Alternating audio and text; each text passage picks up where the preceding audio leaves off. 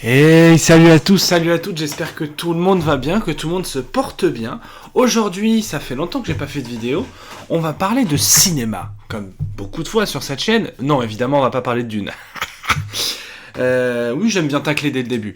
Non, aujourd'hui, je vais vous faire une petite recommandation, une petite vidéo de 5 pépites de cinéma que peu de personnes ou que personne n'a vu. Générique by Mehdi et Toussi, on se retrouve juste après. Elle a kiffé la mélo, là je suis dans le thème, je suis dans ça.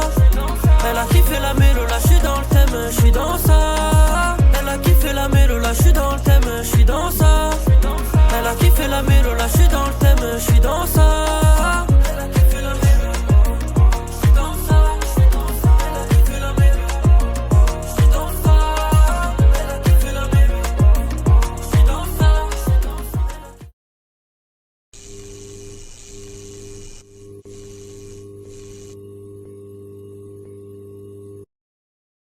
Just a Leslie.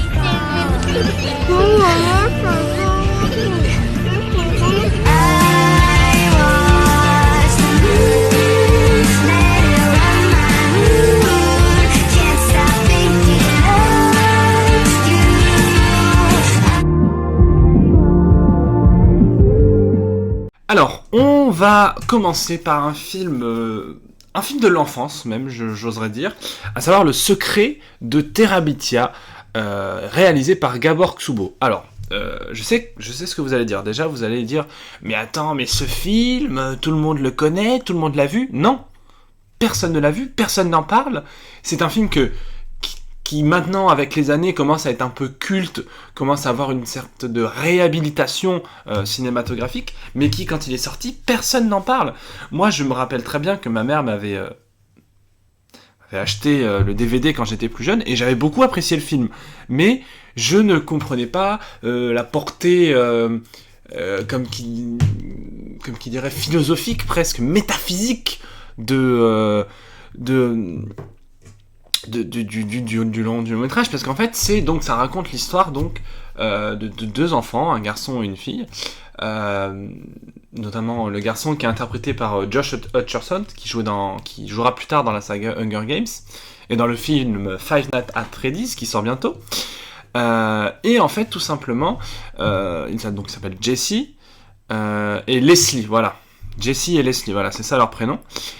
Et en fait ces deux enfants plus ou moins harcelés, on va dire, qui n'ont pas beaucoup de copains, pas beaucoup de camarades, qui sont un peu lunatiques, vont, au cours d'un après-midi dans une forêt, se créer finalement au fur et à mesure une sorte de monde imaginaire, et tout ça, en plus, appuyé, sublimé par l'imagination de ces deux enfants, et par le fait que Jesse fait des dessins, et du coup il dessine beaucoup.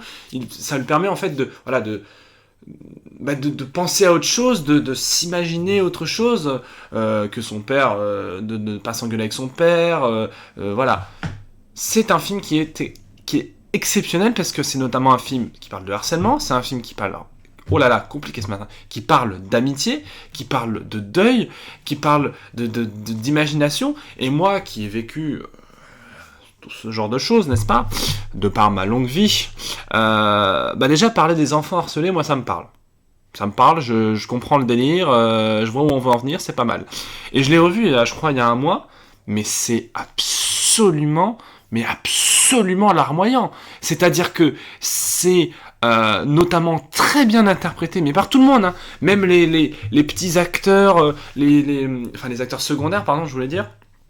On a notamment Zoé Deschanel qui jouait dans 500 jours ensemble, qui joue la prof de musique, une prof de musique très fantasque, très ouverte, puis très jolie aussi, hein, ça c'est important de le souligner. Donc ça voilà. Et du coup il se passe, vers la fin du récit, la mort de Leslie. Parce qu'en fait, pour accéder à leur forêt magique, ces deux enfants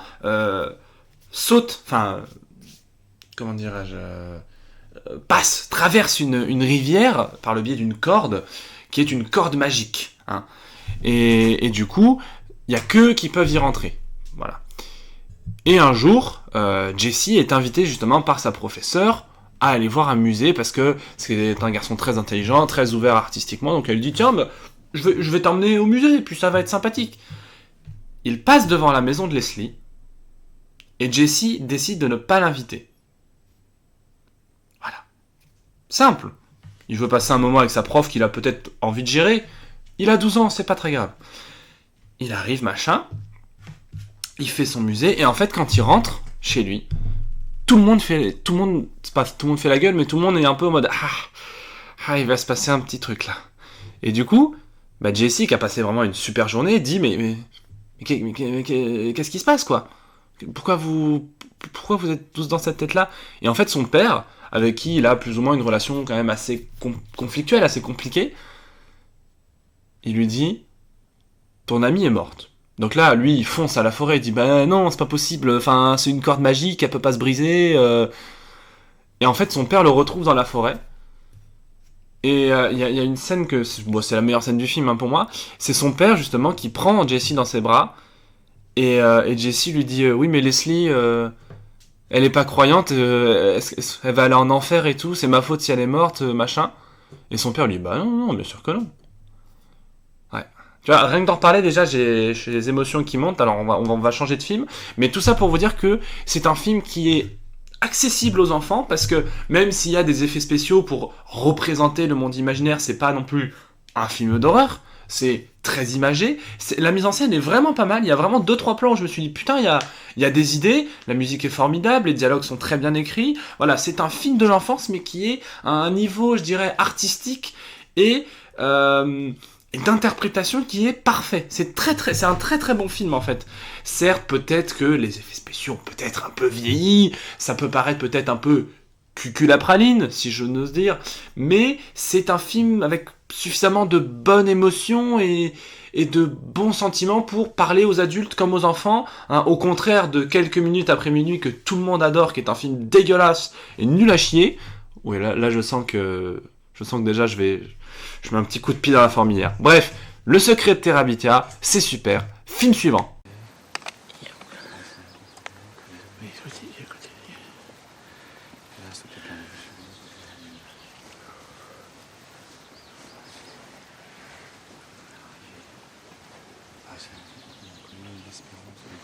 Henri, Oui. vous avez raison de penser que la trace que chaque être humain laisse de son passage est comparable à celle d'une plume dans le vent. Votre seul tort, c'est d'en sous-estimer la beauté. Alors, aujourd'hui, dans cette vidéo, je vais vous parler d'un film français. Même de 2 films français. Comme quoi, je commence à apprécier le cinéma français. C'est fou, ça, hein? Les gens peuvent changer. Je vais vous parler de Maestro. Alors, Maestro, avec Michael Lonsdale, Pio Marmaille et Alice Belaïdi, notamment. C'est un film très très court, mais très très très très court. Il fait, je crois, 1h20, 1h25. Mais c'est un des films français qui m'a parlé le plus. Je vais vous expliquer pourquoi. Pio Marmaille interprète dans ce film un jeune acteur. Un jeune acteur qui adore Fast and Furious, qui adore les films d'action, les films où ça pète, et où il réussit à décrocher un casting d'un grand réalisateur et metteur en scène de théâtre très connu, qui lui dit oui, en fait je vais adapter cette pièce, machin, est-ce que vous avez lu du théâtre? Et il y a une scène très drôle où il est donc chez Michael Lonsdale et il commence à mentir, où il regarde autour les pièces de théâtre qu'il y a, il dit bah oui, bien sûr, j'ai lu machin, j'ai lu Molière, j'ai lu ceci. Alors que le gars n'a rien lu. Lui, tout ce qu'il a vu, c'est Fast and Furious. Et du coup, il est miraculeusement pris sur ce film, où il tombe également, évidemment, sous le charme de la sublime actrice. Et en fait, le réalisateur voit en lui un très bon acteur. Et au fur et à mesure du film, il lui dit mais moi, c'est pas mon monde, tout ça. Le théâtre grec, les alexandrins, les hémistiches, moi, c'est pas mon truc, je sais pas comment jouer ça, en fait. Et le gars lui dit, non, mais en fait, vous n'avez pas à comprendre. Genre, juste jouez et vous verrez que ça se passe bien. Et ce film, c'est complètement, à quelques trucs près, bien entendu, mon histoire au cours Florent. À savoir, un petit gars qui arrive comme ça, dans un milieu très intellectuel, très bourgeois, où il n'y comprend pas grand-chose, où il est obligé de jouer des pièces de théâtre qu'il ne comprend rien, il sait pas ce qu'il a à faire, et pourtant il kiffe sa race. Voilà. bah, ce film, c'est globalement mon histoire au cours Florent, donc vous comprendrez bien que ça m'est marqué, effectivement. C'est vraiment un tout petit film, je crois que très peu de personnes l'ont vu, c'est l'un des tout premiers films de Pio Marmaille. Pio Marmaille, bien entendu, qu'on embrasse, hein. S'il passe une tête par ici, on l'adore, hein. S'il veut venir boire une bière, il n'y a pas de souci. Donc ouais, non, c'est exceptionnel ce film, c'est un très bon film, la mise en scène est travaillée, les dialogues, moi c'est les dialogues surtout qui m'ont le plus marqué. Puis c'est très drôle en plus, parce que Pio Marmaille, Michael Lonsdale, c'est un mélange d'acteurs qui est intéressant, parce que c'est d'un côté la force tranquille, très intellectuelle, puis de l'autre côté t'as Pio Marmaille qui cette montagne d'énergie, de muscles, de force, de fougue, de jeunesse, tu vois. C'est hyper intéressant. Maestro, je sais plus s'il est sur MyCanal, mais en tout cas il doit être facilement trouvable en streaming. Regardez-le parce que c'est vraiment, vraiment très très cool. This town isn't big enough for 2 supervillains. Oh, you're a villain, all right. Just not a super one. Yeah? What's the difference?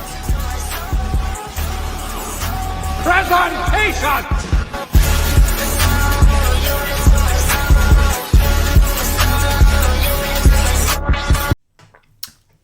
Alors, maintenant nous allons parler d'un film DreamWorks. Alors, on va clairement dire un truc. Disney, c'est banger. Mais Disney, c'est full banger. Vraiment, c'est pas mal de choses très intéressantes. Ça oscille entre le chef-d'œuvre et le masterclass. Oui, parce qu'il y a une différence entre masterclass et chef-d'œuvre, tu vois. Bref. Et en fait, dans les années 2000, entre 2000 et 2010, donc entre les années 2000 jusqu'à Réponse à peu près, Disney, c'est à chier. Globalement, je parle pas de Pixar. Je parle de Walt Disney. Parce que voilà, entre La planète au trésor, Dinosaures, aïe, c'est pas fou.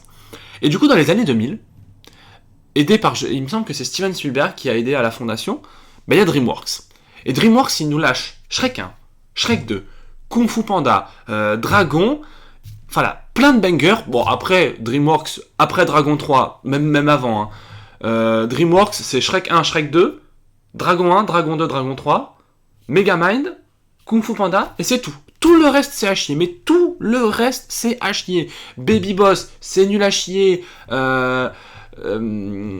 Captain Super Sleep, je crois que c'est DreamWorks aussi, c'est nul à chier. Ok, le Chaboté, c'est pas mal. Le 2, parce que le 1, bon, voilà. Bref, parenthèse fermée, je vais vous parler d'un film de super méchant. Et oui, pas d'un film de super-héros. Je vais vous parler donc de Megamind, qui est pour moi, avec Shrek 2, je pense, l'un des meilleurs DreamWorks, parce que les films de super-héros, ça commençait, au moment où est sorti Megamind, ça commençait à vraiment, voilà, à rentrer un peu dans la culture populaire du cinéma, ça commençait à arriver fort au cinéma, et du coup, DreamWorks s'est dit, attends, on va faire un film, sauf qu'on va pas prendre un super-héros, mais un super méchant. Pas con. Donc, Megamind, ça raconte globalement l'histoire de Superman, en fait, parce qu'il y a Metroman, mais bon, globalement, c'est Superman. Et donc, de Megamind, qui plutôt que d'atterrir comme Superman dans une belle maison, avec une famille aimante, il atterrit en prison. Ce qui fait de lui un super méchant. Logique. Et du coup, il combat Metroman pendant des années, jusqu'au jour où il réussit à le battre. Il réussit à tuer Metroman, et du coup, la ville est à lui, sauf que, ce qui est très intéressant, et ce qui est aussi très drôle dans le film, c'est que, il se fait chier, en fait.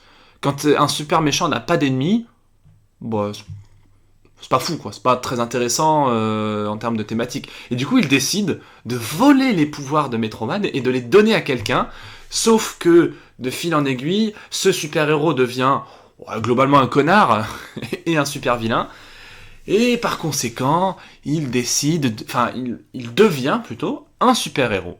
Voilà. Ça, c'est Megamind. Je vous ai spoilé tout le film, c'est pas grave, il est sorti il y a 15 ans, faut peut-être rattraper au bout d'un moment. Et du coup, c'est doublé par Franck Dubosc, Cadmerade et Géraldine Nakache. On les adore tous les trois, surtout Franck Dubosc. Et c'est très drôle en fait.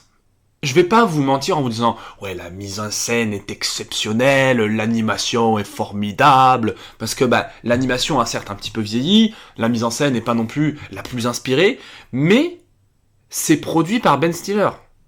Et Ben Stiller, on rappelle que dans le game de la comédie, bah, c'est quand même un gars qui est quand même vachement drôle, entre Zoolander, Dodgeball, Food Irene, non pas Food Irene, Marie à tout prix, enfin voilà, c'est quelqu'un qui sait maîtriser la comédie, qui sait maîtriser les scénarios comiques, et donc ça se voit que c'est produit par Ben Stiller parce que c'est extrêmement drôle. C'est vraiment l'un des films d'animation les plus drôles que j'ai vus.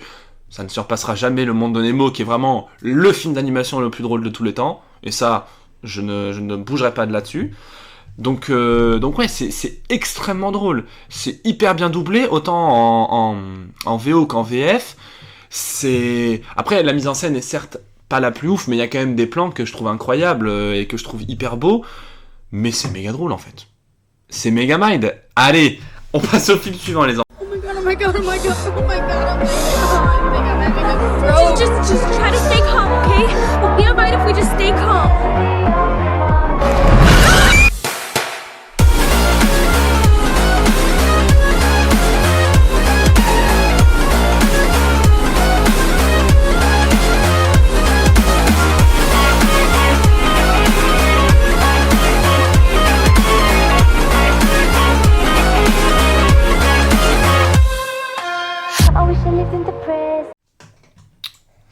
Alors, là je vais parler d'un film que, comme le secret de Terabithia, comme le secret de Terabithia, il commence à avoir une vraie réhabilitation en termes de cinéma, mais qui vraiment, à sa sortie, personne ne l'a vu. Personne ne l'a vu, et pourtant, c'est un film qui est produit, si je ne m'abuse, par Steven Spielberg, qui est, on le rappelle pour ceux qui ont oublié, Steven Spielberg est le plus grand réalisateur de tous les temps. Non, non, non, ce n'est pas Kubrick. Non, non, non, ce n'est pas Scorsese. Ce n'est surtout pas Denis Villeneuve. Mais c'est Steven Spielberg. Et quand Steven Spielberg, il produit des films, qu'est-ce que ça donne ? Les Goonies ? Retour vers le futur ? Je m'arrête là ? Voilà, c'est bon pour vous ? Donc Monster House, moi je l'ai découvert, je crois que j'avais 9 ans, 10 ans peut-être, j'étais pas bien vieux, au centre aéré de CI100, on fait une bise d'ailleurs s'il nous regarde, parce que Raphaël, un animateur que j'adorais et que j'adore toujours d'ailleurs, avait décidé de nous passer ce film au groupe des grands. Parce que Monster House, c'est tout simplement un film d'horreur. Alors un film d'horreur en animation, certes, mais un film horrifique, tout du moins.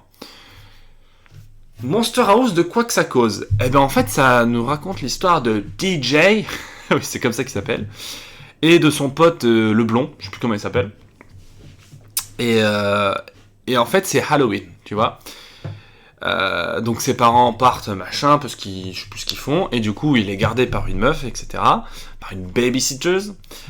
Et en fait en face de lui, bah il y a une maison un peu chelou. En face de sa maison, je veux dire. Mais une maison très chelou, en mode les volets bougent tout seuls, la porte s'ouvre tout seul, des fois il y a des objets qui disparaissent dans cette maison, on ne sait pas trop ce que c'est.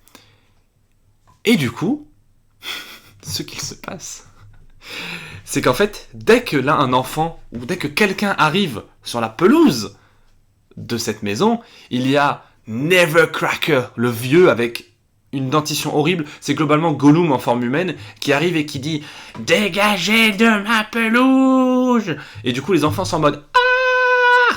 Et ils sont terrifiés. Et c'est très drôle. Mais quand t'as 9 ans, ça l'est un petit peu moins. Et en fait, on apprend... dans cette vidéo, je spoil tous les films, j'en ai plus rien à foutre, je vous le dis.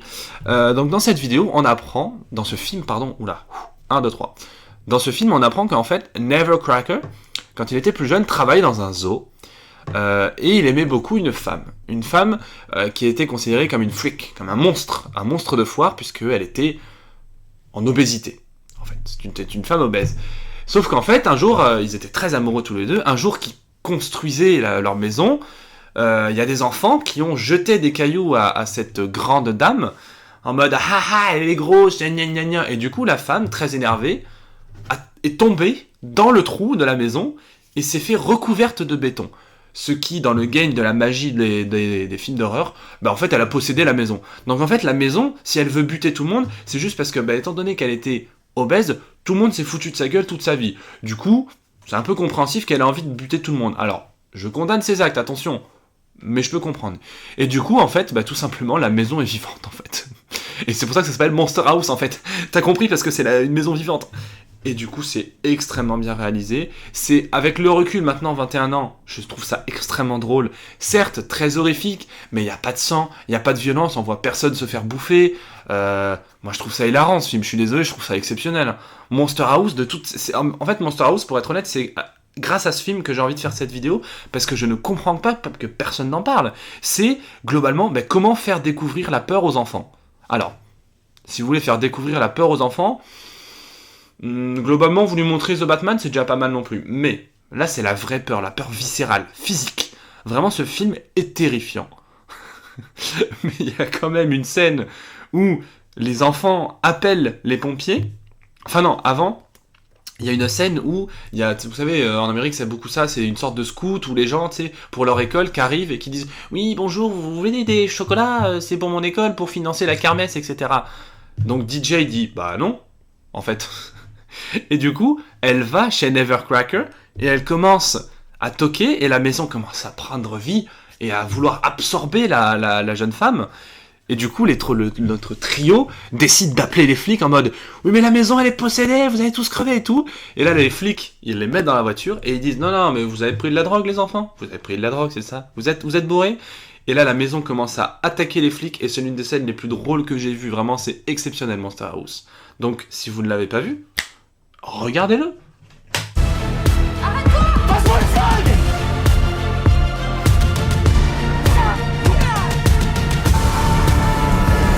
C'est une question d'être juste.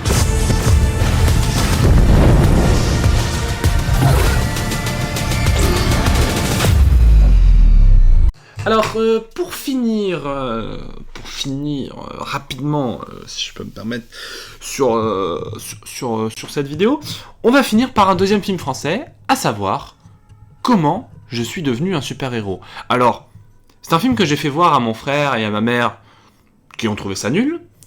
C'est un film que j'ai fait voir à ma pote Aliénor, elle a trouvé ça nul à chier. Bon, après, on rappelle qu'elle a aimé le film Dune, donc peut-être que ça doit jouer aussi. Ça, c'était un petit tacle gratuit. Bon, c'est de l'humour. Bref, on rigole. Moi, c'est un film que j'ai vu 3 fois et que j'ai adoré. Parce que je trouve ça dommage. J'adore les super-héros. Attention, vous le savez, vous avez vu ma chaîne YouTube. Les super-héros, c'est globalement les choses que je préfère dans la vie, avec les soirées, l'alcool, et 2-3 autres trucs, on va dire. Vous l'avez très bien compris. Et du coup, quand on a annoncé, parce qu'à la base c'était censé sortir au cinéma, on annonce un film de super-héros qui se passe en France, réalisé, scénarisé par des Français, joué par des Français, ça me parle, ça m'intéresse. Parce que je trouve ça dommage que ce soit chez Marvel ou DC, on n'ait pas de super-héros français. Alors, il y a des super-héros français. Il existe dans les comics des super-héros, des super-héroïnes français et françaises. Même autres que Amérique. On a Spider-India. Mais c'est toujours fait par des Américains. Vous voyez la subtilité que je veux dire ?